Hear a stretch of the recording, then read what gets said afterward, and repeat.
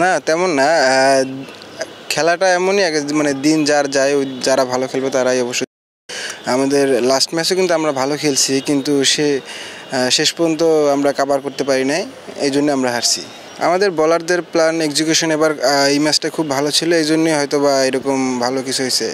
Plan ওরকম কিছুই নাই, স্বাভাবিক একটা প্ল্যান, নর্মাল প্ল্যান, যে ভালো জায়গায় বোলিং করব, উইকেট ভালো বোলিং করা, এগুলো সবই আল্লাহর ইচ্ছা। আল্লাহ যেরকমভাবে দেবে ওইভাবেই হবে।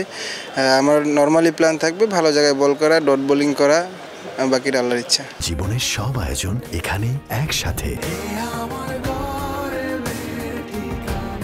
আমাদের ড্রেসিং রুমে বলা হয়েছিল, ক্যাপ্টেন এবং কোচ যারা ছিল তারা বলছিল যে বাংলাদেশের ম্যাক্সিমাম উইকেটে ফার্স্ট 5 থেকে 10 ওভার একটু থাকে।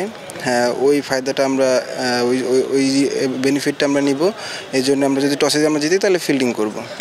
না ঠিক আছে, আমি জানি না কে এই কথা বলছে।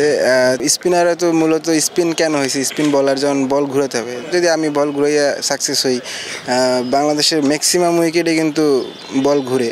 আর যেই উইকেটে বল ঘুরে ওই উইকেটে আরও বেশি ঘুরে জোরের উপরে, তাইলে ওইটা আরও ব্যাটসম্যানের জন্য কঠিন হয়ে যায়। আর আমি মোটামুটি জোরের উপরেই বল করি, হয়তো বা 2-1টা বল ঘুরে বা ঘুরে কিনা জানি না, এই আর কি।